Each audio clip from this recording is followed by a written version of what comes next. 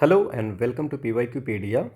आज हम लोग सीसेट 2016 की क्वेश्चन सॉल्व करेंगे। इससे पहले 2013 से लेकर 2015 सीसेट की क्वेश्चन हम लोग सॉल्व कर चुके हैं। तो आज हम लोग सीसेट 2016 के मैथमेटिक्स और रीजनिंग के क्वेश्चन सॉल्व करेंगे। पहला क्वेश्चन क्या है? ए एट ग्रेप्स एंड पाइनएप्पल। ठीक है, तो ए क्या खाता है? Grapes and pineapple. बी क्या खाता है? Grapes and oranges. ठीक है। C ate oranges pineapple and apple. तो ऑरेंज, पाइनएप्पल एंड एप्पल। ठीक है। After taking fruits B and C fell sick. Fruit खाने के बाद बी एंड सी हो जाते हैं बीमार। In the light of the above facts it can be said that the cause of sickness. अच्छा, फ्रूट खाने के बाद बी और सी बीमार हो जाते हैं, तो कौन ऐसा फ्रूट है जो खाने को बीमार हो जाएगा? तो दोनों में जो कॉमन है वो कौन सा है? ऑरेंज। ठीक है, तो इसका मतलब बीमारी का कारण क्या हो गया? ऑरेंज। ऑरेंज खाने से दोनों बीमार हो जाते हैं। नेक्स्ट क्वेश्चन है हमारा, consider the following statement. The rate of population growth is increasing in the country. ठीक है, पॉपुलेशन ग्रोथ इंक्रीज कर रही है। The death rate is declining faster in the country compare to birth rate. ठीक है, death rate क्या हो रहा है? डिक्लाइन कर रही है बर्थ रेट के comparatively. The birth rate is declining faster in the country compare to death rate. ठीक है, the birth rate is declining faster. ठीक है, बर्थ रेट क्या हो रही है? डिक्लाइन कर रही है कंपेयर टू डेथ रेट से। Rural urban migration is taking place regularly in the country. ये चार अलग अलग स्टेटमेंट है। अब क्वेश्चन क्या है कि विच one of the following conclusions may be true in the light of ever fact. इसमें से इनको देख करके हमें पता करना है कि कौन से सही है। ठीक है, ठीक है, तो the rate of population growth is increasing due to rural urban migration. कोई सेंस बनता है? नहीं, माइग्रेशन के कारण पॉपुलेशन ग्रोथ का रेट बढ़ रहा है, ऐसा कुछ नहीं है। ठीक है, the rate of population growth is increasing due to decline in death rate only. तो ये जो है सिर्फ यही रीजन नहीं है, और भी बहुत सारी रीजन है। Now the rate of population growth is increasing due to increase in birth rate. Birth rate बढ़ने के कारण सिर्फ ओनली ऐसा नहीं है। ठीक है, the rate of population growth is increasing due to faster decline in death rate than in birth rate. ये सही है। सिर्फ इसलिए नहीं ऐसा हो रहा है कि डेथ रेट जो है वो कम हो गई। ठीक है, लेकिन डेथ रेट अगर कम हो गई और बर्थ रेट भी अगर बहुत ज़्यादा कम हो जाएगा तो क्या पॉपुलेशन बढ़ेगी? नहीं। ठीक है ना। या अगर मान लेते हैं कि बर्थ रेट बहुत ज़्यादा हो जाएगा लेकिन डेथ रेट भी ज़्यादा होगा, बहुत लोग मरेंगे भी, तो पॉपुलेशन क्या कम होगी? नहीं, पॉपुलेशन ग्रोथ। तो आंसर क्या हो जाएगा? D, the rate of population growth is increasing due to faster decline in death rate than in birth rate. Death rate बहुत कम हो रहा है। ठीक है, next question, a person X was driving in a place where all roads run. क्या कर रहा है? इधर नॉर्थ साउथ और ईस्ट वेस्ट। सिर्फ नॉर्थ साउथ, तो नॉर्थ साउथ ईस्ट वेस्ट क्या हो जाएगा? ये नॉर्थ, ये साउथ, ये east west. Forming a grid, एक ग्रिड बनाते हैं। Roads are at a distance of 1 kilometre from each other in a parallel. ठीक है, 1 kilometre. He started at the intersection of two roads, drove 3 kilometre north, 3 kilometre west and 4 kilometre south. मान लेते हैं यहाँ से start किया। ठीक है, तो अब क्या बोल रहा है? 3 किलोमीटर नॉर्थ। सो 3 किलोमीटर नॉर्थ गया, इसके बाद क्या किया? 3 किलोमीटर वेस्ट गया, तो 3 किलोमीटर वेस्ट गया। ठीक है, और इसके बाद क्या हुआ? 4 किलोमीटर साउथ आया, तो ये 4 किलोमीटर साउथ आ गया। अब क्या पूछो? Which further route could bring him back to his starting point if the same route is not repeated. Same route को रिपीट नहीं करना है। ठीक है, तो कैसे आ सकता है? अब आप ये देख लीजिए, यहाँ तक तो 3 होगा, तो ये अगर ऐसा जाए कि यहाँ से ये 3 किलोमीटर चले, ठीक है, और यहाँ ये 1 किलोमीटर चले, तो 4 किलोमीटर मतलब कि 3 किलोमीटर ईस्ट में चले, ठीक है। तो 3 किलोमीटर ईस्ट, और नॉर्थ में कितना, 1 किलोमीटर अगर नॉर्थ में चलेगा तो ये पहुंच जाएगा। So answer is B. आसान क्वेश्चन है। नेक्स्ट क्वेश्चन है, consider the following statement, we shall go either for a picnic or for trekking. हम लोग या तो पिकनिक के लिए जाएंगे या ट्रेकिंग के लिए जाएंगे। Which of the following if true would falsify this claim, ठीक है। Now we go for a picnic but not for trekking, ऐसा कुछ तो बोल नहीं रहा है, ठीक है। Activities such as picnic and trekking are encouraged by the health authorities, ऐसा कुछ नहीं है। We go for trekking and not for picnic, ये भी कुछ क्लियर नहीं है, क्योंकि इन्होंने कहा है कि या तो हम पिकनिक के लिए जाएंगे या ट्रेकिंग के लिए जाएंगे, ठीक है। We do not go either for picnic or for trekking, ना ही हम पिकनिक के लिए जाएंगे और ना ही ट्रैकिंग के जाएंगे, ये इसको पूरी तरह से फॉल्सिफाई कर दिया। यहाँ पे बोला कि we shall go either for picnic or for trekking, या तो हम पिकनिक पे जाएंगे ट्रैकिंग पे जाएंगे, और फॉल्सिफाई क्या कर दिया कि we do not go either for picnic or for trekking, ना ही हम पिकनिक के लिए जाएंगे और ना ही ट्रैकिंग के लिए जाएंगे। नेक्स्ट क्वेश्चन है, there were 50 faculty member comprising 30 males and the rest female. तो 50 लोग हैं, उसमें से मेल कितने हैं, 30 लोग हैं, तो फीमेल कितने लोग हो गए हैं, 20 लोग हो गए हैं, ठीक है। No male faculty knew music, तो मेल क्या है, म्यूजिक नहीं जानते हैं, but many of the female faculty members did, female faculty जानती है। The head of the institution invited 6 faculty member to a tea party, 6 लोगों को बुलाया जाती है, ठीक है, लॉटरी के सिस्टम से, बाय ड्रॉ ऑफ लॉट्स।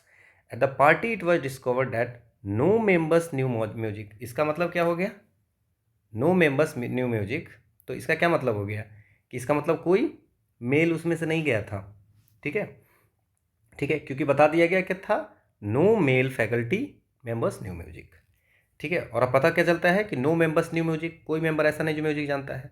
अब इसमें कंक्लूजन क्या होगा, the party comprised male faculty, नहीं, मेल तो होगा ही नहीं, ठीक है। Okay, no member, okay 1 minute, we at the party it was discovered that no member knew music, इसका मतलब सारे मेल ही होंगे, ठीक है।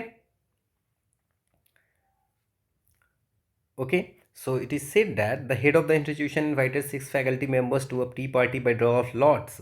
At the party it was discovered that no members knew music, कोई members music नहीं जानते हैं, तो ये तो पक्की बात है कि मेल नहीं होंगे।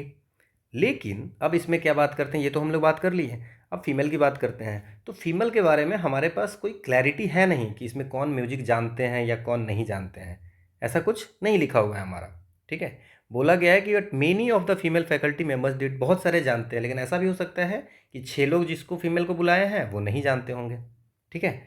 तो इसका मतलब nothing can be said about the gender composition of the party, कुछ नहीं कहा सकता है, ठीक है, क्योंकि no male faculty member knew, male faculty तो नहीं जानते हैं तो मेल तो नहीं होगा। अब बात करते हैं फीमेल की, ठीक है ना। तो बोला गया है कि कुछ फैकल्टी जो है, इसमें बताया गया है कि many of the female faculty members did, ठीक है। तो कुछ ऐसे भी होंगे जो नहीं, अब मान लेते हैं ऐसा कि हम 6 लोग जो चूज किए हैं वो हो सकता है फीमेल है बट म्यूजिक नहीं जानते हो, ठीक है। तो ऐसा कुछ कहा नहीं जा सकता, nothing can be said about the gender composition of the party. Next question है, 5 people A B C D and E are seated about a round table, ठीक है। So 5 people A, B, C, D and E are seated about a round table. Every chair is spaced equidistant from adjacent chair. C is seated next to A, ठीक है। तो मान लेते हैं ये C है, तो C कितने लोग हैं, A B C D 5, तो 2 3, ठीक है। Now C is seated next to A, okay. Next क्या है, A is seated 2 seat from D, D से 2 सीट, तो यहाँ डी लिख देते हैं 2 सीट, ठीक है। B is not seated next to A के बगल में बी नहीं है, ठीक है। तो अगर ए के बगल में बी नहीं है, B is not seated next to A, ठीक है। तो यहाँ क्या हो सकता है, okay, so did some mistake, it is said that A is seated 2 seat from D, तो 2 सीट अगर डी से करेंगे तो हमारा डी हो जाएगा यहाँ पे। नाउ ए के बगल में बी नहीं बैठेगा तो बी कहाँ बैठेगा, यहाँ पे, और P अगर यहाँ बैठ गया तो E यहाँ पे बैठेगा। अब क्वेश्चन पूछ रहा है on the basis of above information which of the following must be true. D is seated next to B, सही है। E is seated next to A, सही है। D and C are separated by 2 seats, D और C बगल में है, ठीक है ना, तो तीसरा नहीं होगा, तो answer 1 and 2 only. Next question है हमारा, there are 5 hobby clubs in a college. अच्छा, ये क्वेश्चन जो है 2013 में भी क्वेश्चन पूछा हुआ है, ठीक है। 2013 का क्वेश्चन आप सॉल्व करोगे, सेम क्वेश्चन पूछा गया हुआ है, ठीक है। और इसमें बहुत ही आसान है, ठीक है। 5 hobby clubs in a college, photography, yachting, chess, electronics and gardening. The gardening group meets every second day, electronics group every third day, और chess group fourth day, yachting fifth day, photography sixth day. Same question पूछा हुआ है, तो हम लोग बना चुके हैं इसको। 2 3 4 5 6 का क्या करेंगे, एलसीएम लेंगे। जब एलसीएम लेंगे तो क्या हो जाएगा, इट्स अ 3 1 2 5 3, सो इसकी 60, ठीक है, मतलब 60वें दिन मिलेंगे। तो पूछ रहा है कि 180 दिन में कितने बार मिलेंगे, तो 60 दिन में एक बार मिलेंगे, तो 180 में, ठीक है, तो 3 बार मिलेंगे, so the answer is 3। Next question है, there are some nectar filled flowers on a tree and some bees are hovering on it, ठीक है। Nectar filled flower on a tree and some bees, मक्खी, are hovering on it. If one bee, ठीक है, lands on each flower, ठीक है, तो मान लेते हैं कि नंबर ऑफ फ्लावर जो है F मान ले, और नंबर ऑफ बी जो होगी, मक्खियाँ जो होगी, वो B मान लेते हैं, ठीक है। अब कह रहा है, अब अगर if one bee lands on each flower, तो अगर हमारा one bee on each flower, ठीक है, हर फ्लावर पे एक बी है, तो हमारा क्या बच जाता है, एक बच जाता है, one bee will be left out, ठीक है। If 2 bees land on each flower, 1 flower will be left out, ठीक है। तो अब क्या करते हैं, हमारा क्या बच जाता है, बी, ठीक है। तो 1 बी अगर हर फ्लावर पे बैठता है तो एक बी हमारा बच जाता है। इसका मतलब बी की जो संख्या है, flower plus 1 is equal to B है। दूसरा कहता है, if 2 bees land on each flower, हर फ्लावर पे 2 बैठते हैं तो एक फ्लावर कम हो जाता है, मतलब एक फ्लावर कम, इतना संख्या इंटू हर पे 2 2 बैठेंगे, उतना बी हमारे पास बी है, ठीक है। बी मतलब मक्खी है ना, नंबर ऑफ बीज।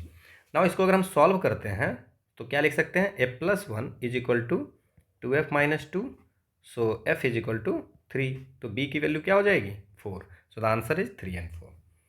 नेक्स्ट क्वेश्चन है, 5 क्वेश्चन है, ठीक है, इसको अच्छे से बनाना है। नाउ क्या है, PQRST, ठीक है, 5 पर्सन है। The group has 1 doctor, 1 lawyer, 1 artist, और P&S are unmarried student, T is a man married to one of the group members Q, ठीक है, one of the group members Q is the brother of P and is neither doctor nor artist, R is not doctor, ठीक है। अब इसमें क्या है, अब इसमें क्वेश्चन देखते हैं हम लोग। P&S जो है वो अनमैरिड है, अनमैरिड क्या है, अनमैरिड क्या है, P&S और अनमैरिड स्टूडेंट, तो P&S स्टूडेंट हो गया। नाउ क्या बोला है, T is a married man married to one of the group member, T क्या है, मैरिड है, ठीक है। तो PS से तो होगी नहीं शादी इसकी, ठीक है, तो P और S से इसकी शादी होगी नहीं, तो किससे होगी, या तो Q से हो गई या R से होगी शादी, ठीक है। अब क्या पूछा गया, अब क्या बताया है, Q is the brother of P, so Q P का भाई है, तो ये तो पता है कि Q जो होगा वो हमारा बॉय होगा, ठीक है। नेक्स्ट क्या है, ठीक है, Q is the brother of P and is neither doctor nor artist, और Q जो है ना ही डॉक्टर है ना ही आर्टिस्ट है, ठीक है, ये भी बता दिया, Q is brother of P and is neither doctor nor artist. R is not doctor, और R भी जो है हमारा वो डॉक्टर नहीं है। अब क्वेश्चन पूछा जा रहा है तो डॉक्टर है कौन, ठीक है। अब देखिए इसमें अगर हम सॉल्व करें, डॉक्टर कौन है, पी तो स्टूडेंट है तो पी तो होगा नहीं, ठीक है।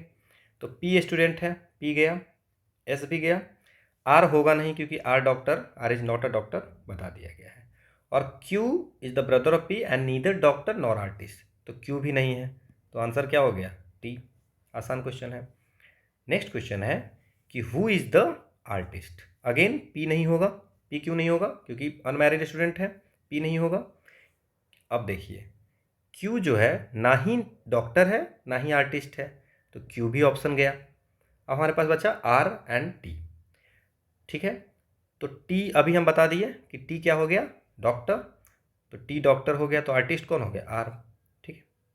Next question, who is the spouse of R, R का स्पाउस कौन है, ठीक है। अब क्या है, अब पी होगा नहीं इसमें, एस तो होगा नहीं इसमें, क्योंकि पी और एस अनमैरिड स्टूडेंट है। आसान कितना क्वेश्चन है आप देख लो। नाउ अब क्या है, टी मैरिड या तो क्यू से करेगा या आर से करेगा, ठीक है। तो अगर हम इस क्वेश्चन को देखें तो पी होगा नहीं, एस होगा नहीं, ठीक है। अब who is the spouse of R, ठीक है। तो ये जो है टी मैरिड किससे, क्यू या आर से, तो स्पाउस ऑफ आर क्या हो जाएगा, टी हो जाएगा, ठीक है। नेक्स्ट क्वेश्चन है हु इज द लॉयर, तो पी तो होगा नहीं, स्टूडेंट है, एस होगा नहीं, वो भी नहीं होगा, आर हम लोगों ने पता कर लिया है कि आर्टिस्ट है, तो आर भी नहीं होगा, तो आंसर क्या होगा, क्यू, क्यू जो है लॉयर है। Who of the following is definitely a man, man कौन है, तो अगर डेफिनेटली मैन की बात करें तो क्यू, क्यू तो बता दिया हमें कि Q is the brother of P, तो क्यू डेफिनेटली मैन है। नेक्स्ट क्वेश्चन है हमारा, there is an order of 19,000 quantity of a particular product from a customer, ठीक है। 19,000 का ऑर्डर है। Now the firm produces 1,000 quantities of that product per day, कितना produce करता है, 1,000 per day, out of which 5% are unfit for sale, तो 1,000 जो बनाता है उसमें मात्र 95% ऐसे होते हैं जो कि आप सेल कर सकते हैं, मतलब 950 पर डे ही आपका प्रोडक्शन माना जाएगा। नाउ अब पूछा जा रहा है कि in how many days will the order will be completed, total order कितना है 19,000, एक दिन में कितना बना सकते हैं 950, तो टोटल कितने हो जाएंगे 20 दिन में ये ऑर्डर कंप्लीट हो जाएंगे, so the answer is 20 days. Next question है, a class starts at 11 AM and last till 2:27 PM, 4 periods of equal duration. So अच्छा 11 बजे से अगर कोई क्लास स्टार्ट होती है 2:27 पे चलती है, दैट्स मीन्स 3 घंटे 27 मिनट की ये क्लास हुई। इसका मतलब टोटल कितने मिनट हो गए, 3 × 60 + 27, that's means 207 minute.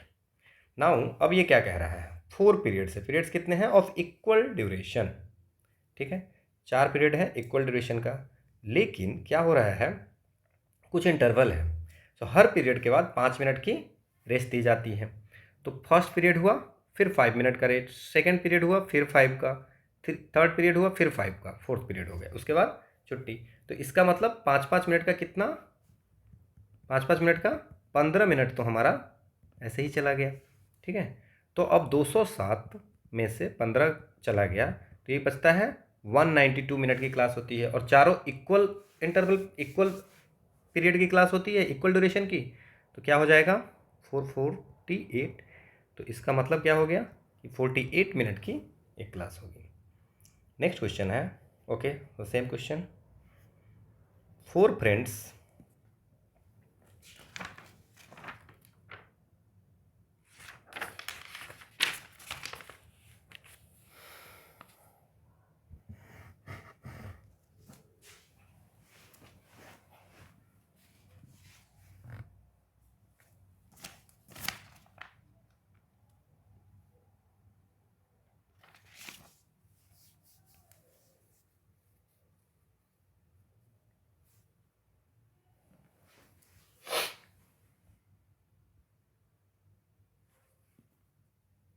A, B, C and D need to cross a bridge. A maximum of 2 persons can cross it at a time. It is night and they just have one lamp. ठीक है, कितने lamp हैं? एक lamp है, दो लोग एक बार में पास कर सकते हैं.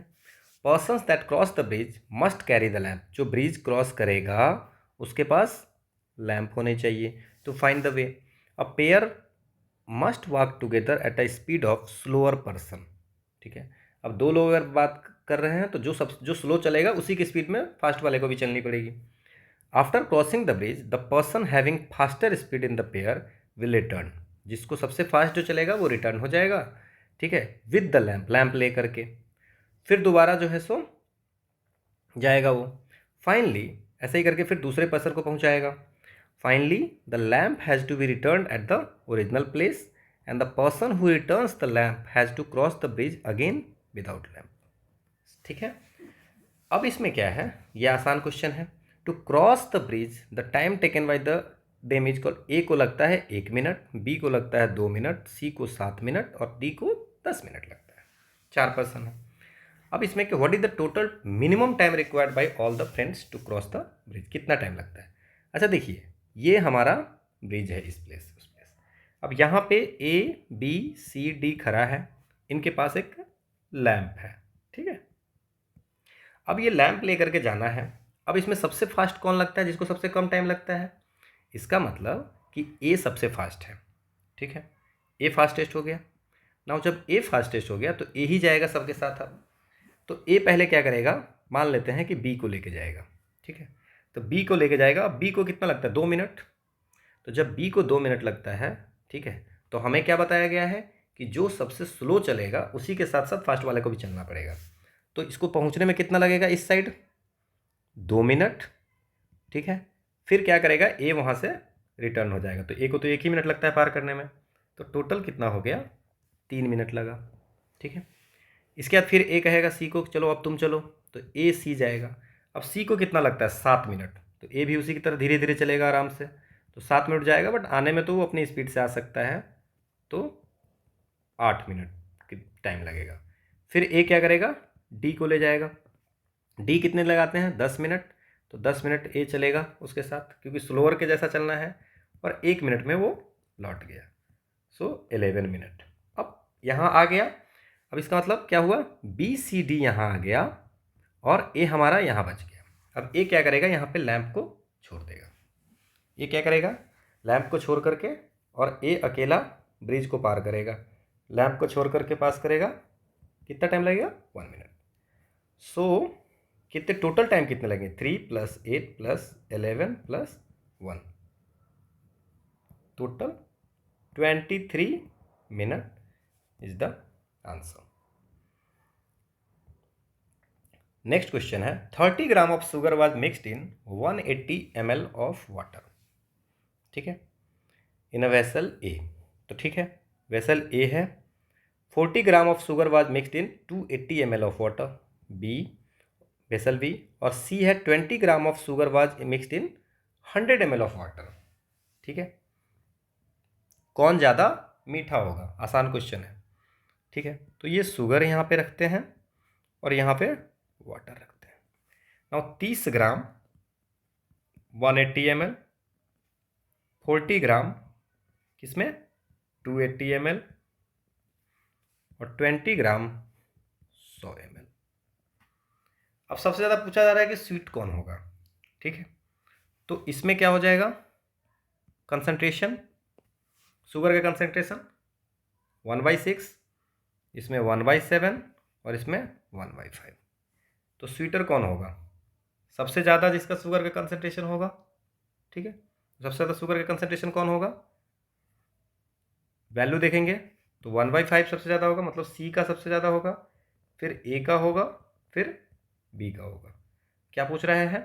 The solution vessel B is less sweet than C, से कम स्वीट होगा. ठीक है, क्योंकि यहाँ जितना ये कम होगा डिनोमिनेटर, उतनी फ्रैक्शन की वैल्यू ज़्यादा होगी. Next question. In aid of charity every student in a class contribute as many rupees as the number of student in the class. ठीक है, तो लेट नंबर ऑफ स्टूडेंट मान लेते हैं इज इक्वल टू एक्स।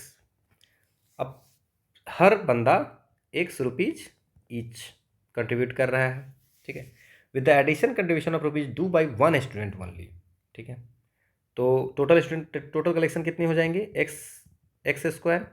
अब अगर बोल रहा है कि अगर इसमें ₹2 और कोई अलग से दे दिया, ठीक है, तो कलेक्शन हो जाएगा 443। So X square is equal to 441। So X की वैल्यू 21। तो टोटल नंबर ऑफ स्टूडेंट कितनी है, 21। आसान क्वेश्चन है। Next question, Anita's mathematics test had 70 problems, ठीक है। अब इसमें क्या है, हर प्रॉब्लम्स का इक्वल मार्क्स है। नाउ एरिथमेटिक में कितने क्वेश्चन है, 10 एरिथमेटिक, ठीक है, 10 क्वेश्चन। इसके बाद 30 अलजेब्रा का क्वेश्चन, अलजेब्रा का 30 और जियोमेट्री के 30। Although she answer 70% of the arithmetic. तो इसने अरिथमेटिक का आंसर कितने दिए, 70%, मतलब 10 क्वेश्चन में 7 क्वेश्चन दे दिए। 40% ऑफ द अलजेब्रा, मतलब 12 क्वेश्चन अलजेब्रा का आंसर दे दिए। 60% ऑफ द ज्योमेट्री, मतलब 18 क्वेश्चन इसके दे दिए। मतलब टोटल कितने आंसर दिए, 18, 12 और 7, मतलब आंसर 37 आउट ऑफ 70। नाउ अब क्या बोल रहा है, इतना करने के बाद भी she did not pass the test because she got less than 60 marks. उसको मार्क्स कितने आने चाहिए, 60%, मतलब 42 आने चाहिए। उसको आए कितने, 37। कितने से फेल हो गई, 5 नंबर से, ठीक है। नेक्स्ट क्वेश्चन है, in a class there are 18 very tall boys, ठीक है, 18 very tall boys. If these constitute 3/4 of the boys, तो बॉयज का 3/4 इज इक्वल टू 18। सो बॉयज 18 इंटू 4/3 विच इज 24, ठीक है। 3/4 of these 3/4 of the boys and the total number of boys is 2/3 of the total number of student in the class. तो 2/3 of total class, total number of student कितना है, number of boys के बराबर है। तो girls कितने हैं पूछे जा रहे हैं। तो टोटल नंबर ऑफ स्टूडेंट क्या हो जाएगा, 24 इंटू 3/2 विच इज 36, ठीक है। तो बॉयज़ 24 हो गए और टोटल 36 हो गए हैं, तो इसका मतलब 12 गर्ल्स होंगी। नेक्स्ट क्वेश्चन है, इधर A and B are of the same age, ठीक है, और क्या है, ए बी या तो सेम एज का है या ओल्डर है ए बी से, ठीक है। इधर C and D are the same age और D is older than C, so D greater than equal to C and B is older than C. Now इसको अगर हम सॉल्व करें तो क्या कर सकते हैं, ए बी से बड़ा है और ये सी है एंड एक डी एंड सी का अलग रिलेशन है। हमसे क्वेश्चन पूछ रहे हैं, which of the following conclusion can be drawn from the above statement, A is older than B. कर सकते हैं, A is older than B, okay. So which of the following conclusion can be drawn from the above statement, A is older than B.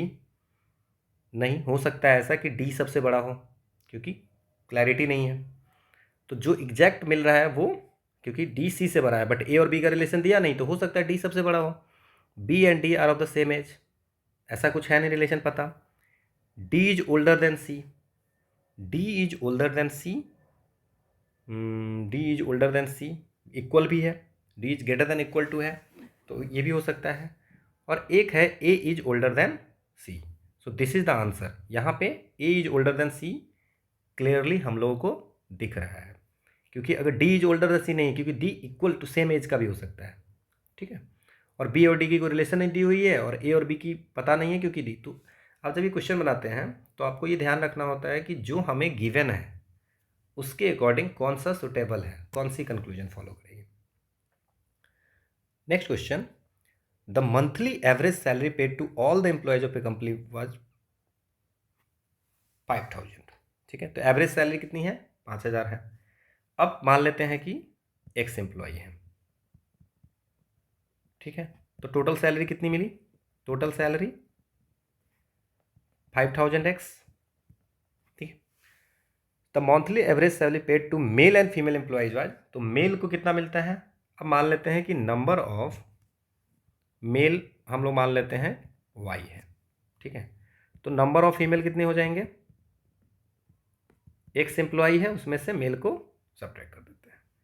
अब क्या है कि average कितनी है, mail का ₹5200 है, तो मेल इंटू टोटल सैलरी कितनी मिलेगी मेल को, y इंटू 5200 प्लस गर्ल्स की कितनी है 4200, तो टोटल गर्ल्स कितनी है x minus y female into 4200, तो ये टोटल, और टोटल सैलरी कितने देते हैं 5000 x।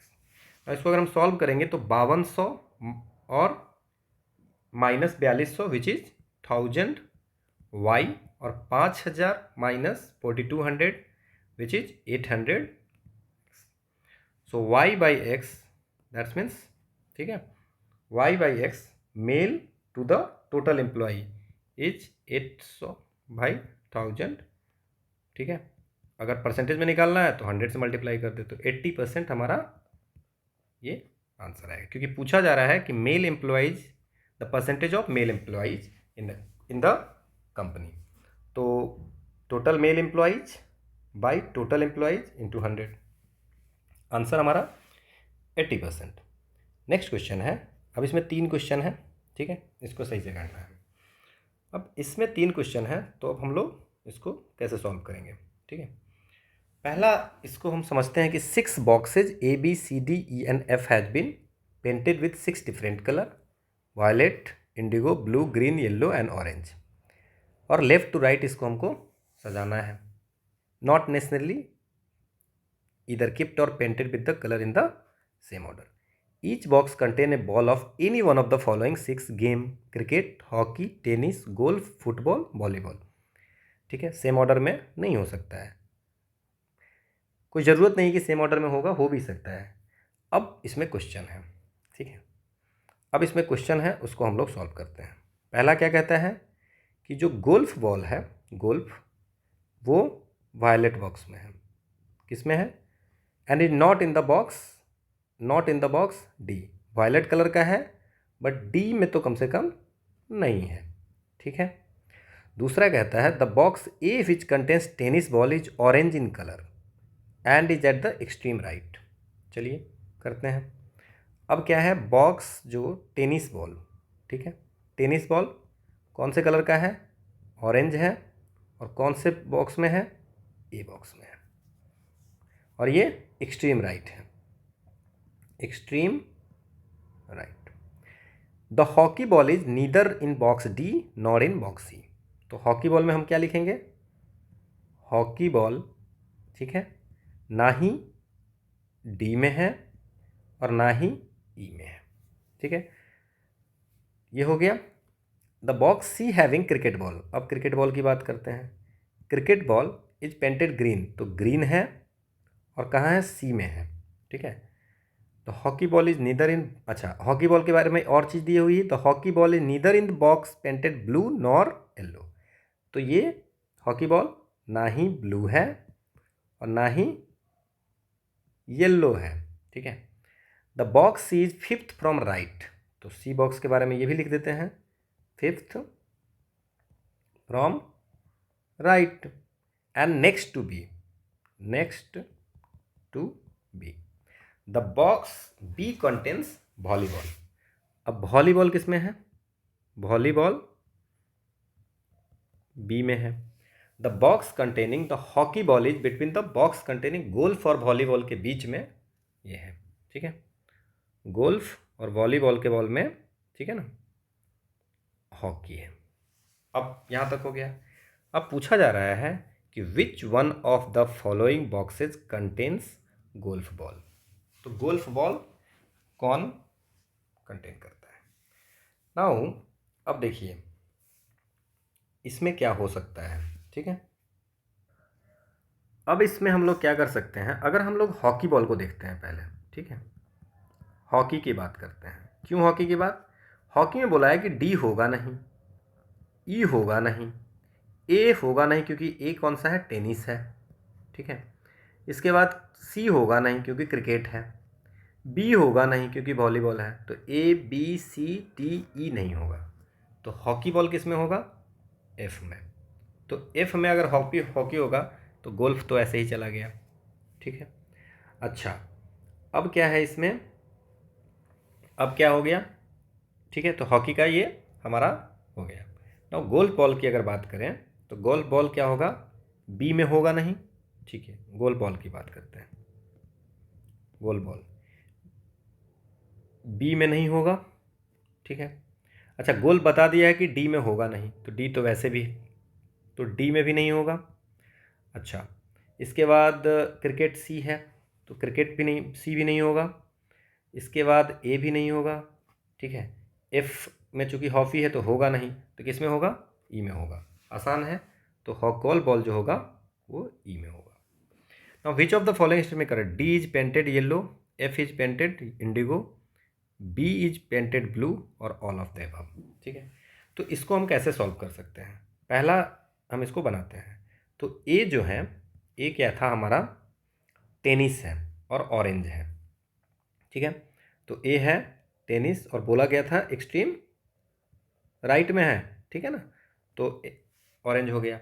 इसके बाद हमें बोला गया था कि fifth from the right to B है, fifth from right next to B क्या है? सी। ठीक है, तो first, second, third, fourth and fifth, तो ये सी हो गया। और सी कैसा है? ग्रीन है और ये क्रिकेट है। और बोला गया था कि नेक्स्ट टू बी है। ठीक है, नेक्स्ट टू बी। ओके, तो नेक्स्ट टू बी लिख दें हम यहाँ, बी, और बी किसका है? वॉलीबॉल का। और भी कुछ बताया गया था, गोल्फ और वॉलीबॉल के बीच में एक ये क्या है? हॉकी है। तो गोल्फ और वॉलीबॉल, वॉली गोल्फ के बीच में हॉकी है, तो यहाँ पे क्या बच गया? एक फुटबॉल। ठीक है, अब क्या है? हॉकी का हमको पता है, हॉकी क्या है? एफ है, और गोल बॉल क्या है? ई है। तो क्या बच गया हमारा? D, football. तो फुटबॉल क्या हो जाएगा? डी। अब ये ग्रीन कलर का हो गया, क्रिकेट जो है वो ग्रीन कलर का हो गया, हॉकी। अब इसमें हम लोग बात करते हैं। ठीक है, एफ हॉकी, हॉकी ब्लू है नहीं, हॉकी में क्या है? ब्लू है नहीं, येलो है नहीं। ठीक है, तो हॉकी ना ही ब्लू होगा ना ही येलो होगा। ठीक है, तो ब्लू येलो होगा नहीं, ना ही ब्लू होगा, ना ही येलो होगा, ना ही ऑरेंज होगा, ना ही ग्रीन होगा। तो ये चार तो चले गए। अब हमारे पास दो बचते हैं। कौन कौन बचते हैं? ठीक है, अच्छा, वॉयलेट दे दिया हुआ है, वॉयलेट भी नहीं होगा, तो बचता ही हमारा पास में है इंडिगो। तो हॉकी में है इंडिगो और इसकी है वायलेट। नाउ पूछा जा रहा है कि विच of the following statement is correct? D is painted yellow, F is painted Indigo. तो इसमें पूछ रहा है कि कौन सा करेक्ट है, तो एफ इज पेंटेड इंडिगो, ये आंसर हो जाएगा। जो दिया हुआ है उसके according, the football in the box which of colour, कौन से कलर का है? ठीक है ना, तो फुटबॉल डी में है, बट कौन सा कलर है जो हमारे पास इंफॉर्मेशन है उसके अकॉर्डिंग इसका नहीं निकाल पाएंगे, तो can not be determined as that are inadequate. जितना हमारे पास दिया गया था उसके अकॉर्डिंग ये पता नहीं चल सकता है कि फुटबॉल जो है वो किस कलर के बॉक्स में है। ठीक है, next question, two number x and y are respectively 20% and 28% less than third number. तो थर्ड नंबर जेड है। ठीक है, तो एक्स क्या हो गया? 20% लेस है, तो 80 जेड बाई 100, और वाई जो है वो कितना है? 28% लेस, तो 72 Z by 100।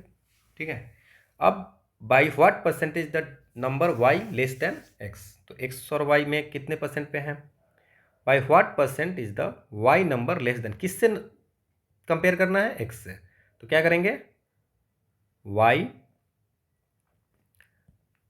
X minus y by, compare करना है एक्स से, इंटू 100। तो जस्ट करना है क्या? 80 minus 72 which is 8 Z by 100। ठीक है, डिवाइड बाई 80 जेड बाई 100। ठीक है, इंटू 100, तो ये कितना होगा 10%।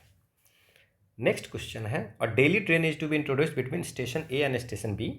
स्टेशन ए है और ये स्टेशन बी है, यहाँ से डेली ट्रेन जाती है। Daily train will be introduce between station A and station B starting from each end at 6 AM। ठीक है, यहाँ से भी 6 AM को चलती है, यहाँ से भी बी से भी 6 AM की चलती है, और इनको लगते हैं टोटल 42 घंटे लगते हैं जर्नी को ए से बी में जाने में, कंप्लीट करने में 42 आवर्स लगती हैं। तो जो 42 आवर्स लगते हैं, तो 42 आवर्स लगेंगे, तो 6 AM को what is the number of trains needed in order to maintain the shuttle service. ठीक है ना, कितना ट्रेन हमें लगेगा। तो आप सोचिए कि यहाँ से अगर कोई निकलेगी या यहाँ से कोई निकलेगी, तो 24 घंटे में यहाँ पर कितने पहुँचेंगे, 24 घंटे, 42 घंटे लगती हैं हमें। ठीक है, तो 42 आवर में इसको भी लगेगा और 42 आवर इसको भी लगेगा, इसका मतलब लगभग 2 दिन। ठीक है ना, ये फर्स्ट डे चलेगी। ठीक है, तो ये पहुँचेगी कितने, 42 घंटा जोड़ दो 24 है ना, 6 घंटे बस हटाना है, तो इसमें ना 12 बजे पहुँचेगा ये। ठीक है, सेकेंड डे में, और ये भी सेकेंड डे में, लेकिन हमें चाहिए डेली। तो एक ट्रेन ये जो जाएगी वो तो अगले दिन पहुँच जाएगी। ठीक है ना, तो जैसे मान लो कि फर्स्ट डे सेकेंड डे के 6 बजे भी तो एक खुलेगी, तो 2 ट्रेन चाहिए, और फिर यहाँ से भी ऐसा ही 2 ट्रेन चाहिए, तभी 4 जोड़ी ट्रेन होगी, तो हम ये डेली 6 बजे चला पाएंगे। ठीक है, आंसर आसान है। Next question, a piece of tin is in the form of a rectangle having length 12 cm and width 8 cm. This is used to construct a closed cube. Okay, तो एरिया ऑफ रेक्टेंगल क्या हो जाएगा, area of rectangle which is 12 into 8 which is 96 centimetre square. अब cube बनाना है, this construct A close tube the side of the cube. ठीक है, now अगर area हमें ये बताया, तो अब सरफेस एरिया इसकी कितनी हो जाएगी, क्यूब की कितने फेस साइड होंगे, फेस होंगे 6a² विच इज 96। तो क्या हो जाएगा, a² is equal to 16, so a is equal to 4 centimetre, तो साइड कितनी होगी 4 centimetre. Next question, in a question paper there are 5 question. ठीक है, to be attempted and answer to each question has 2 choice, बस 2 choice है, सही या गलत। It is given that no 2 candidates have given the answer to the 5 question in identical sequence. कोई भी 2 candidate identical sequence में नहीं दिया है। ठीक है, तो maximum number of candidates for this to happen, the maximum number of candidates is क्या हो जाएगा, हमारे पास कितनी चॉइस है, 2 चॉइस है, सही या गलत। तो मैक्सिमम कितने हो जाएंगे, maximum 2 to the power 5 which is 32, सो 32 ये हो सकता है, क्योंकि टोटल नंबर ऑफ वेज जो होगा, सो नंबर ऑफ वेज, ठीक है, तो नंबर ऑफ वेज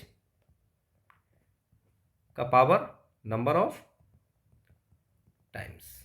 ठीक है, सो ये हमारा हो जाएगा, क्योंकि 5 क्वेश्चन है और सबके ये है, तो 2 to the power 5। Next question है, a person climbs a hill in a straight path from point O on the ground in the direction of northeast and reaches a point A after traveling a distance of 5 kilometre. ठीक है, तो मान लेते हैं कितना क्या करता है, जैसे मान लेते हैं कि कोई नॉर्थ ईस्ट में चलता है। ठीक है, this one is the north, this one the east, this one is south, this is the west. तो कोई पर्सन यहाँ से नॉर्थ ईस्ट में चलता है 5 किलोमीटर, और 5 किलोमीटर चलने के बाद पहुँचता है ए पे। Then from the point A he moves to point B in the direction northwest. That means इस डायरेक्शन में चलेगा, तो ये यहाँ से क्या करता है, कितना किलोमीटर चलता है। Then from the point A he moves to point B in the direction of northwest. Let the distance AB be, B पहुँचा, ये 12 किलोमीटर है। Now how far is the person away from the starting point? Starting point से क्या है, तो ये हमसे पूछा जा रहा है कि what is the distance between OB, OB की डिस्टेंस क्या होगी। तो ये 5 है और ये 12 है, तो Pythagoras theorem 5² + 12² is equal to 13², so the answer is 13 kilometre. Next question है, an agriculture field is in the form of a rectangle having length x1 metre and breadth x2 metres. ठीक है, और x1 + x2 की value 40 दी हुई है। ठीक है, so it is given that x1 + x2 is equal to 40। Then the area of the agriculture field will not exceed which one of the following. ठीक है, तो मैक्सिमम एरिया जो होगी, maximum area when x1 is equal to length और breadth दोनों बराबर हो जाए, मतलब 20 हो जाए, तभी होगा। ठीक है, अब क्या है, ठीक है, तो क्या हो जाएगा 20 into 20 which is 400 square metre. So the answer is 400 square metre.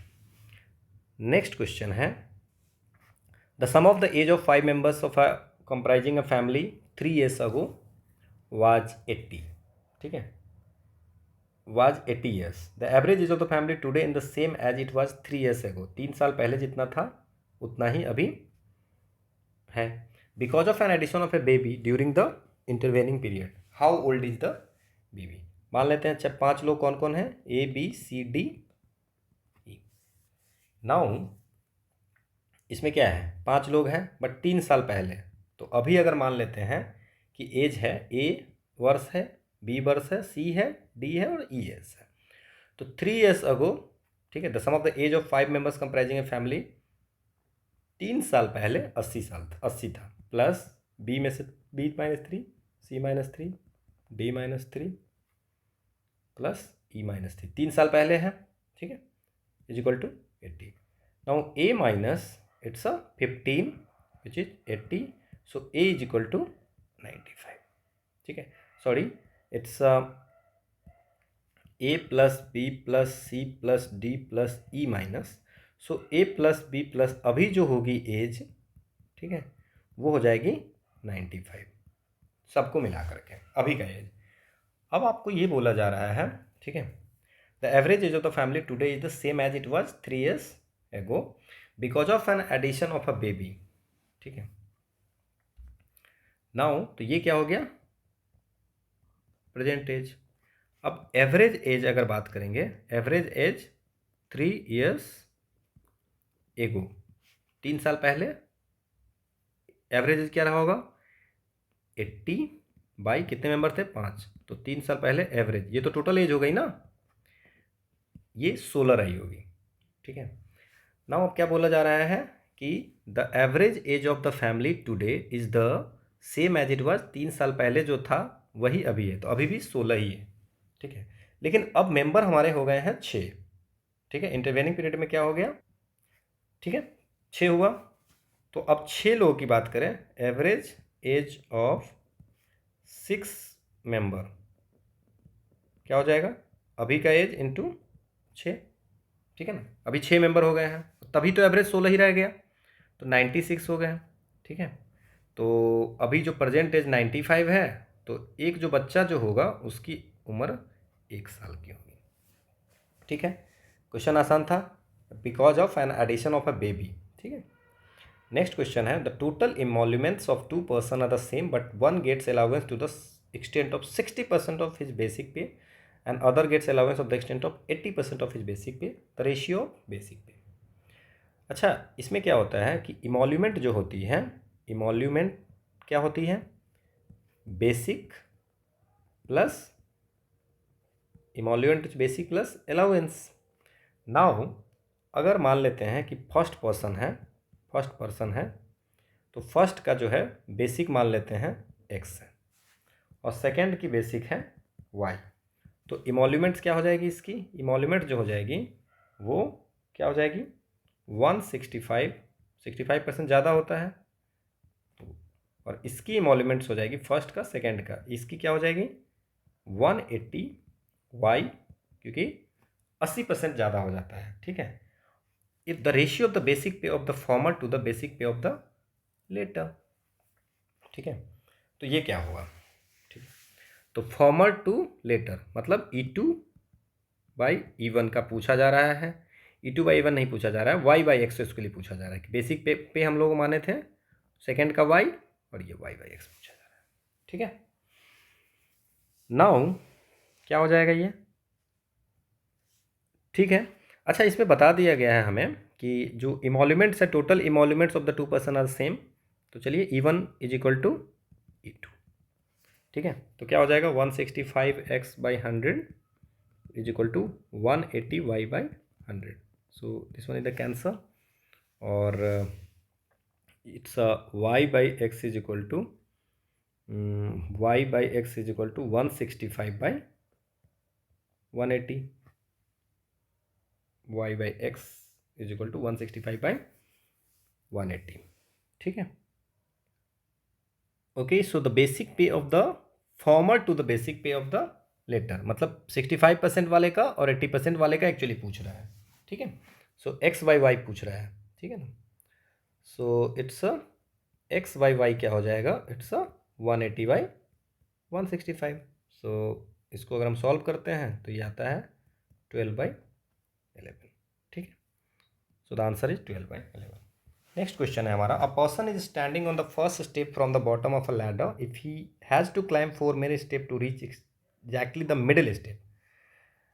अच्छा, ये यहाँ पे खड़ा है, ठीक है, बॉटम पे खड़ा है, ठीक है, यहाँ पे खड़ा है।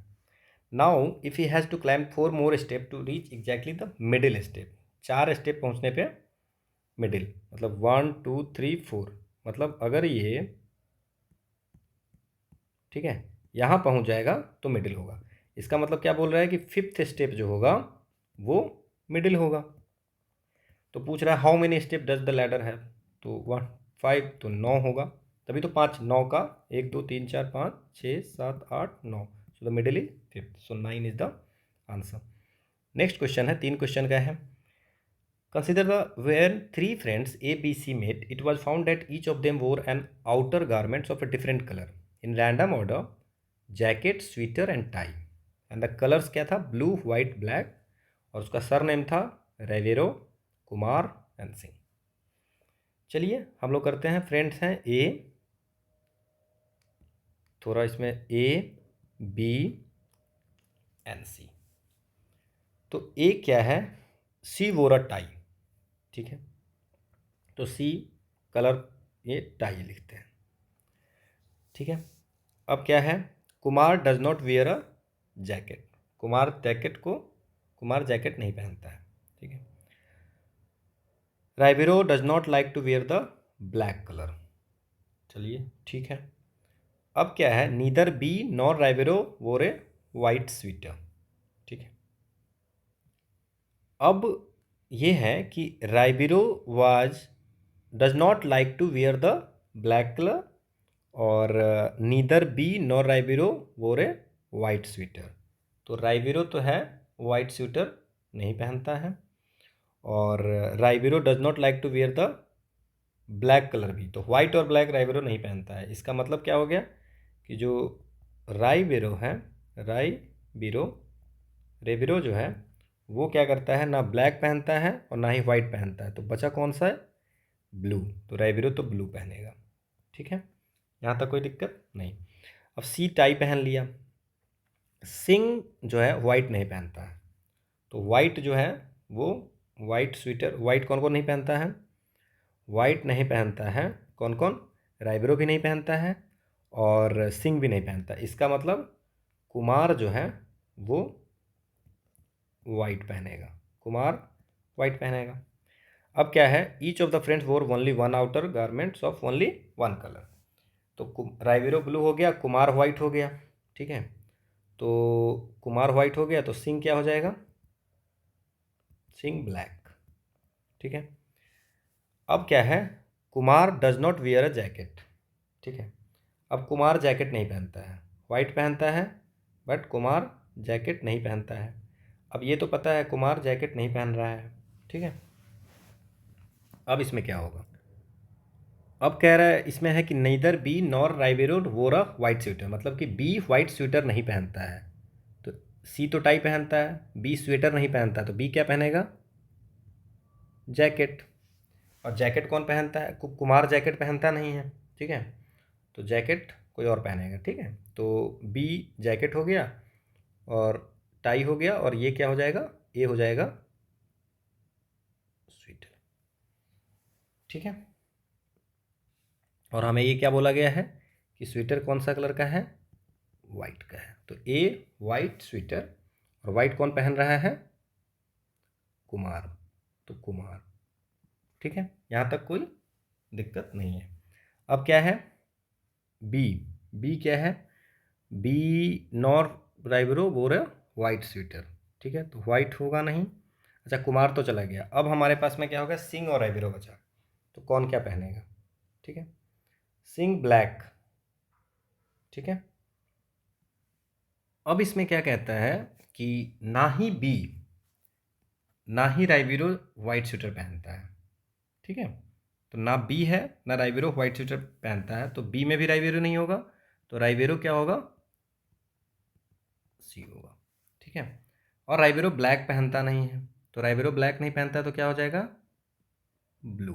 तो ये क्या हो जाएगा, ब्लैक, तो ये क्या हो जाएगा, सी। अब सी का सरनेम क्या है, राइबेरो। टाई का कलर क्या है, ब्लू। टाई का कलर क्या है, ब्लू। और स्वेटर कौन पहनता है, of course A. So answer आसान है। नेक्स्ट क्वेश्चन है, A B is a vertical trunk of a huge tree with A being the point where the base of the trunk touches the ground. Okay. Due to a cyclone, the trunk has been broken at sea. ठीक है, तो ऐसा है, ये ऐसा है, ए है, सी से टूट जाता है, ठीक है ना, which is at a height of 12 metre. So 12 metre है। broken से C which is at a height of 12 meter, broken part is partially attached to the vertical portion of the trunk at C if the end of the broken part B touches the ground at D। ठीक है, ये B है, but ये जो touch करता है वो ground पे D पे टच करता है, इसका मतलब BC is equal to BD, ठीक है। अब क्वेश्चन क्या पूछा जा रहा है, which is at a distance of 5 metre. So ये 5 मीटर है, ठीक है। तो पाइथागोरस थ्योरम से हम जानते हैं कि 12 स्क्वायर प्लस 5 स्क्वायर 13 का स्क्वायर, तो 13 मीटर। इसका मतलब BC की वैल्यू कितनी हो गई, BC की वैल्यू 13 मीटर, ठीक है ना। Okay, so BC is equal to CD, ठीक है। Now asking then the original height of the trunk, so AB is equal to क्या हो जाएगा, AC plus BC। So AC की value 12 plus 13 which is 25 metre is the answer. आसान question था। Next question, a person walk 12 kilometre due north, ठीक है, 12 kilometre north जाता है, ठीक है। तो यहाँ से 12 किलोमीटर नॉर्थ, ठीक है, then 50 kilometre east, 15 kilometre east जाता है। After that 19 kilometre due west, 19 kilometre west जाता है। Then 15 kilometre due south, 15 kilometre.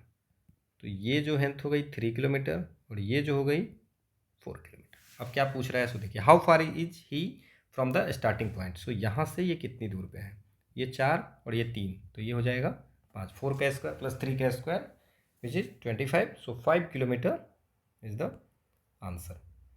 Next question, a cube has all its face painted with a different colors. It is cut into a smaller cube of equal sizes such that the side of the small cube is 1/4 of the big, ठीक है। तो cube बनाते हैं एक,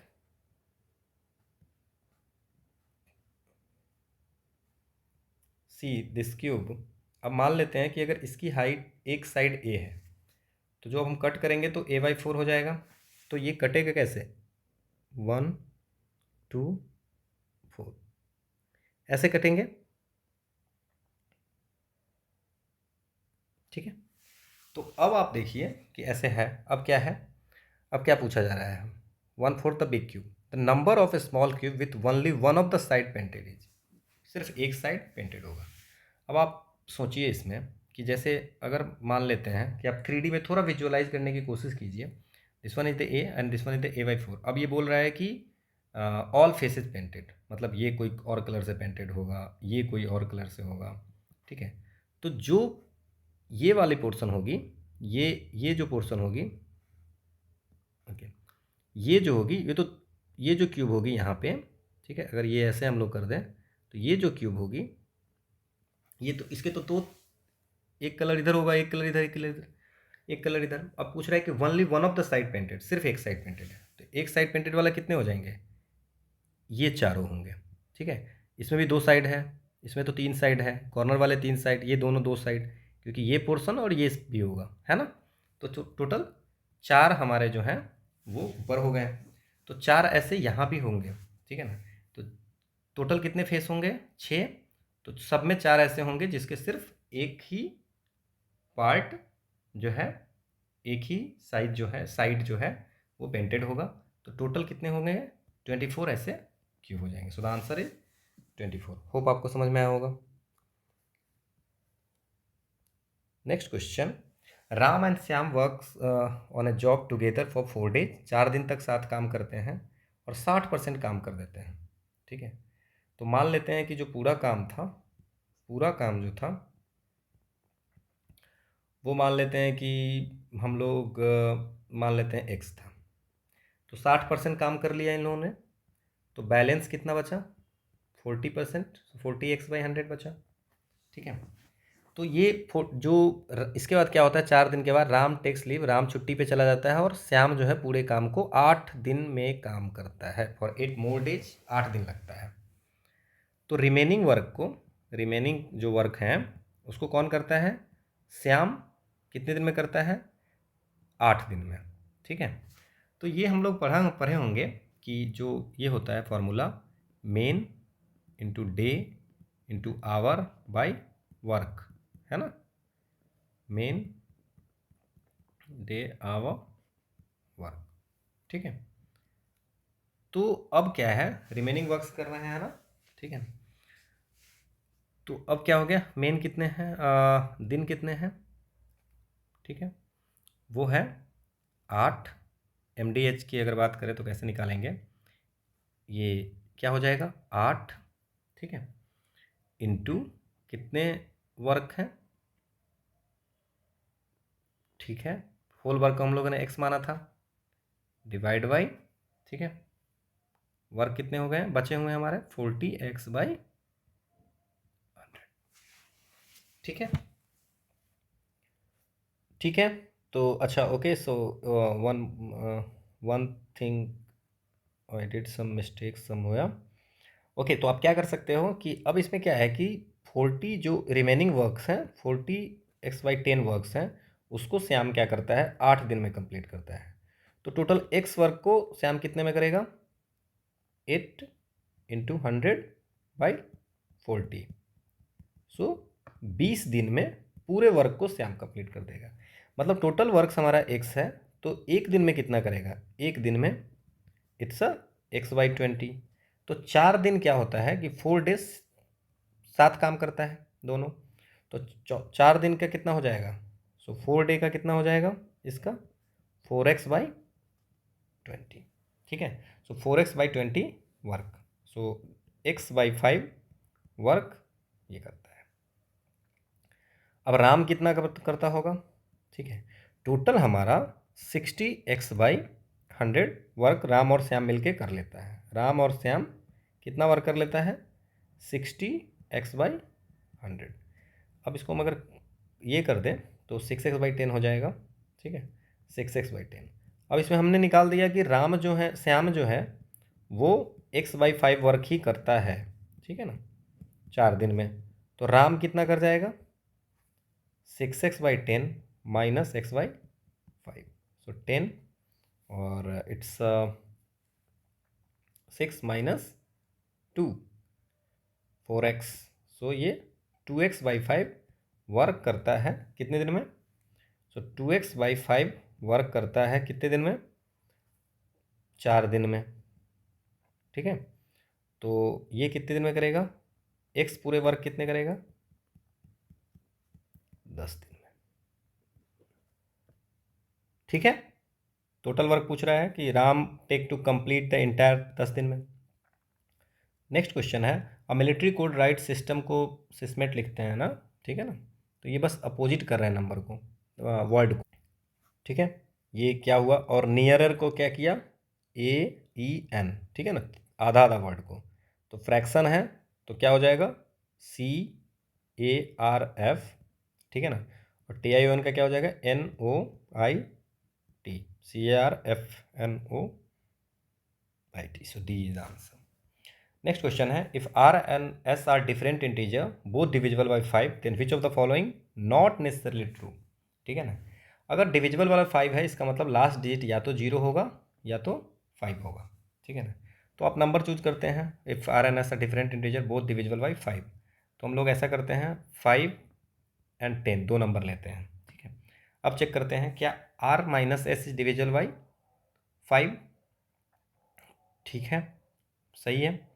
are plus is H is divisible by 5, कौन सा necessarily true नहीं होगा, 10 5 15, तो ये तो सही। R plus H divisible by 10 नहीं होगा, so this is the not पूछ रहा है, तो आंसर यही हो जाएगा, क्योंकि आर एस करेंगे तो 10 इंटू 5 50 हो जाएगा, और आर स्क्वायर तो 25 प्लस 100, ये भी कटेगा, ठीक है।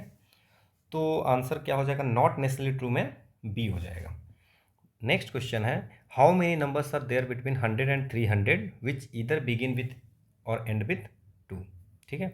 या तो स्टार्टिंग होती है, जैसे कि अब 100 से 199 के बीच में करते हैं, जैसे स्टार्टिंग एंड विथ, तो 102 112 ऐसे करके 192 जाएगा, ठीक है। तो एंड विथ 2 आ गया, एंड विथ 2, इसमें तो स्टार्टिंग विथ होगा नहीं कि 101 100 से 199 के बीच में, तो टोटल कितने नंबर हो गए हैं, 10।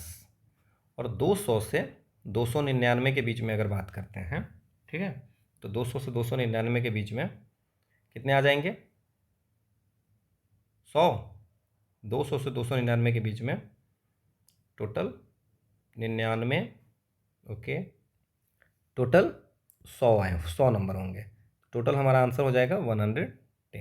बट अब इसमें आपके मन में आ रहा होगा कि अगर सर 202 है तो उसको क्या दो बार काउंट करेंगे, नहीं, इसमें पहले ही बता दिया कि ईदर बिगिन विथ और एंड विथ, या तो शुरुआत हो रही 2 से या एंड हो रही, तो हमको काउंट एक ही करना है। 222 है तो बिगिनिंग एंड भी है, बट काउंट एक ही बार होगा, इसीलिए हमने यहाँ 100 किया है, और ये 10, ठीक है ना, तो 110 is the answer. Next question है, 4 digit number are to be formed using the digit 1 2 3 4, ठीक है, and none of these 4 digits are repeated in any manner. 2 and 3 are not to immediately follow each other, 2 और 3 एक साथ होगा नहीं।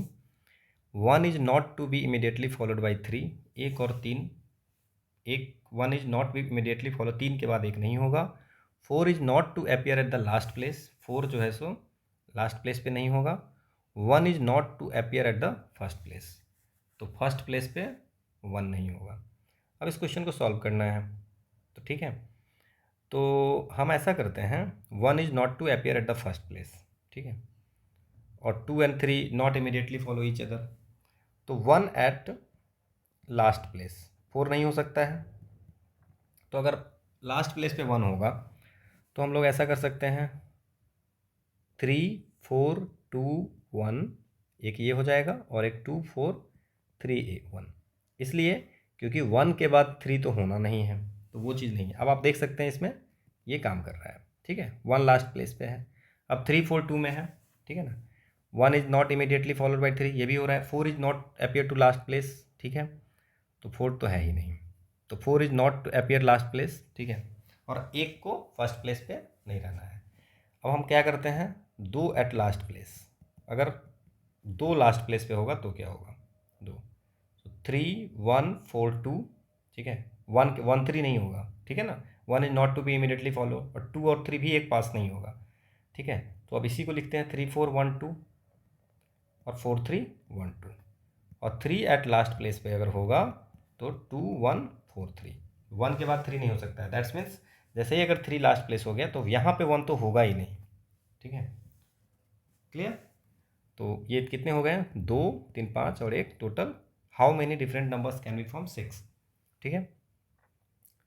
Next question है, a cylindrical over head tank of radius 2 metre and height 7 metre is to be filled from an underground tank of size 5.5 into 4 into 6, how much portion of the underground tank is still filled with the water after filling the overhead tank completely, ठीक है। तो मान लेते हैं कि cylinder की volume pi R square H, so it's 22/7 into radius 2 metre है, तो 2 इंटू 2, और हाइट कितनी है 7, तो ये हमारा होता है 88 मीटर क्यूब। अब क्या है कि volume of tank, volume of underground tank क्या है, ये दिया हुआ है 5.5 into 4 into 6, so it's 24 into 5.5 which is 132 metre cube. अब क्या है कि हमारा इसमें जो वाटर है सिलेंडर में वो भी टैंक में हम डाल दिए, ठीक है ना। तो 132 माइनस 88 अगर हो गया तो हमारे पास क्या बच गया, ठीक है। अब क्या पूछ रहे हैं, टोटल हमारी जो वॉल्यूम है इसकी जो कितना रह सकता है ना, वो 132 है, और है कितना उसकी रेशियो निकालनी है ना। हाउ मच पोर्सन, तो पोर्सन निकालने के लिए उतना बाई 132, ठीक है ना। कितना फिल्ड है और कितना हमारा फिल हो सक कैपेसिटी कितनी है, तो 132 माइनस 88, 44/132, तो ये जो होगा वो हो जाएगा 1/3। नेक्स्ट क्वेश्चन है, in a class of 60 students, 60 student हैं, where the number of girls is twice that of boys, ठीक है। तो ऐसा मान ले 20, number of girls is twice that of boys, girls ज़्यादा है ना। अब क्या कह रहा है, ट्वाइस हो रहा है, Kamal a boy rank 17 from the top, ठीक है। ऊपर से 17th रैंक आता है किसका, कमल का। If there are 9 girls ahead of Kamal, Kamal से पहले, ठीक है ना। तो कमल से पहले कितने लोग हैं, ठीक है, 17th आया, तो कमल से पहले कितने हैं, 16 people ahead of Kamal, Kamal से पहले कितने हैं, 16 लोग, ठीक है, यहाँ 16 लोग होंगे। अब उसमें कितने हैं, 9 गर्ल्स, ठीक है। तो नंबर ऑफ बॉयज़ कितने हैं, तो 7 बॉयज़, ठीक है। अभी बताया गया था कि 9 girls ahead of Kamal, the number of boys in rank after him, ठीक है। तो कमल का अगर मान लेते हैं कि गर्ल्स को हटा दिए तो 7 बॉयज़ हैं, तो कमल का स्थान क्या आया, तो कमल जो होगा एथ हो गया, एथ हो गया, ठीक है ना। अब हमारा टोटल बॉय कितने हैं, टोटल बॉय कितनी है, 20, ठीक है ना। The number of boys in rank after him, Kamal के बाद कितने बॉयज़ होंगे, ठीक है ना। तो कमल के बाद कितने होंगे, 8वां कमल का हुआ तो 12 बॉयज़ और होंगे। नेक्स्ट क्वेश्चन है, A and B walk around a circular path, they started at 8 AM, ठीक है, और from the same point in the opposite direction, ठीक है। A and B walk at a speed of 2 rounds per hour and 3 rounds per hour, तो A की जो है वो 2 राउंड 1 आवर में, और बी का क्या है 3 राउंड पर आवर। अब क्या है, रिलेटिव स्पीड अगर बात करें, रिलेटिव स्पीड दोनों अपोजिट जा रहे हैं, तो रिलेटिव स्पीड क्या हो जाएगा, ठीक है ना, 3+2 which is 5 round per hour, ठीक है, 5 राउंड। अब इसमें बोला जा रहा है, ठीक है, यहाँ तक कोई दिक्कत नहीं है, how many times shall they cross each other after 8 AM and before 9:30, so 8 AM से 9:30 के बीच में, ठीक है ना, 8 AM से 9:30 के बीच में कितनी बार ये होंगे, टोटल कितने आवर हो गए, 130, ठीक है ना। 1.5 घंटे में कितनी बार एक दूसरे से मिलेंगे, ठीक है। नाउ अब दोनों 1 घंटे में 5 राउंड मारते हैं, ठीक है ना, इन 1 आवर 5 राउंड, तो 1 घंटा 30 मिनट हमें बताया गया है, तो 1 घंटा में 5 राउंड मारेगा और आधे घंटे में 2.5 राउंड मिलेगा, है ना। टोटल कितने हो गए, 7.5 राउंड टोटल मारेंगे ये, ठीक है ना। तो कितने बार करेंगे क्रॉस एक दूसरे को, 7 टाइम्स। नेक्स्ट क्वेश्चन है हमारा, W can do 25% of work in 30 days, 25% work अगर करेगा 30 डेज में, ठीक है। इसका मतलब क्या हो गया, 120 डे में पूरा काम करेगा, तो वर्क हम मान लेते हैं टोटल वर्क है x यूनिट, तो 120 डेज में पूरा x यूनिट वर्क कर देगा, मतलब पूरे वर्क कंप्लीट कर देगा। अब क्या करता है, x कैन डू, तो W का हो गया, अब x की बात करते हैं, x can do 1/4 of work in 10 days, ठीक है।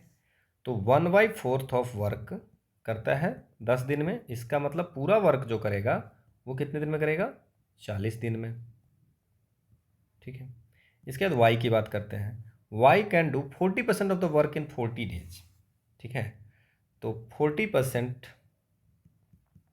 ऑफ x क्या कितने दिन में, 40 डेज में, तो x जो करेंगे वो कितने 100 दिन में वाई पूरे जो x यूनिट वर्क है, ठीक है ना, वो 100 दिन में करेंगे। जेड भी है क्या? हाँ, जेड भी है। Can do 1/3 of work in 13 days. 1/3 total x unit work को हम लोग करेंगे, ये करता है जेड 13 दिन में। तो x यूनिट पूरा कंप्लीट करने में इसको कितना टाइम लग जाएगा? It's 39 days.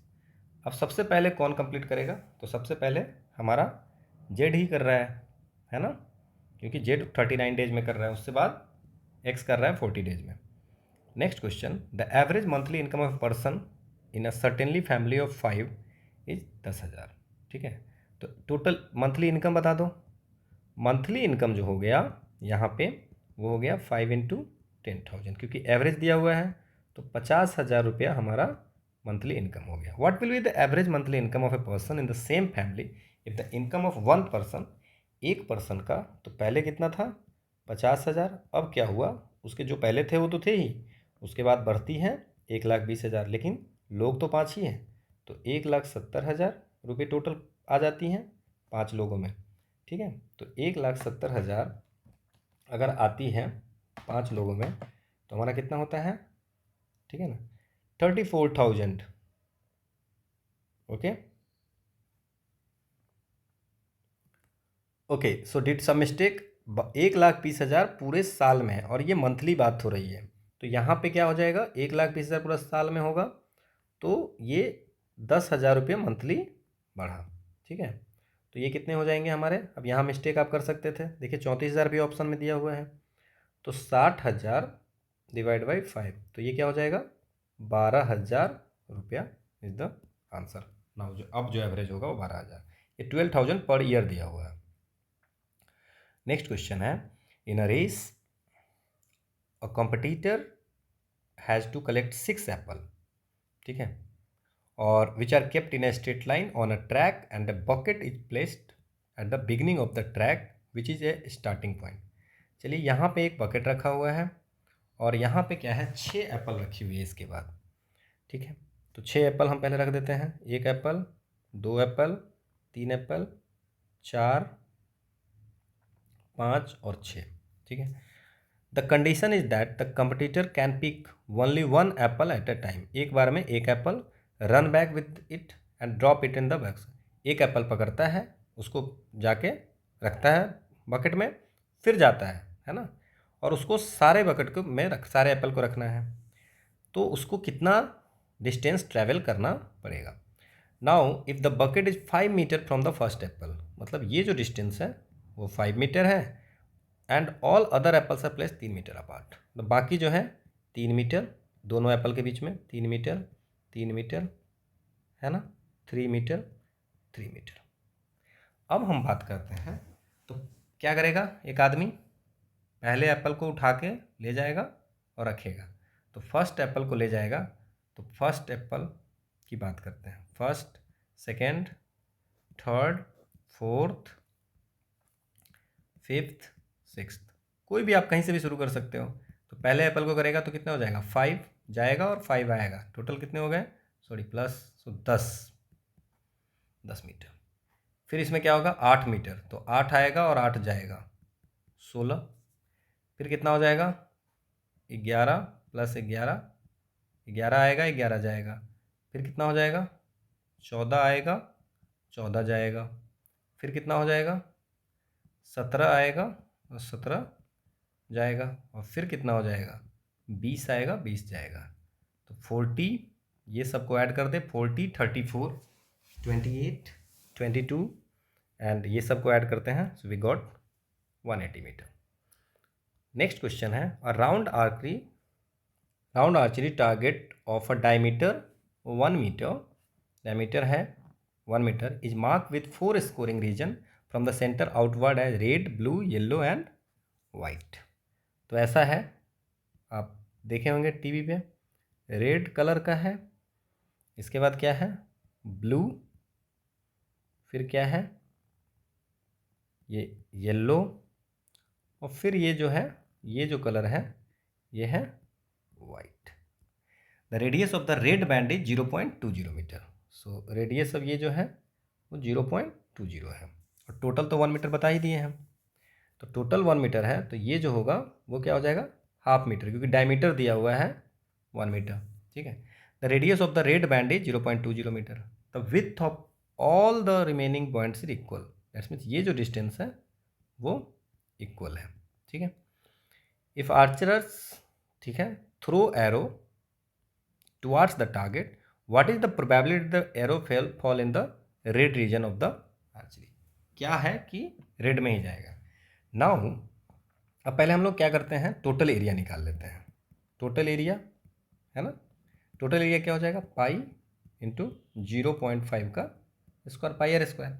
और रेड एरिया कितना हो जाएगा, रेड एरिया हो जाएगा पाई इंटू 0.2 का square. Now what is the probability कि टारगेट में जाएगा।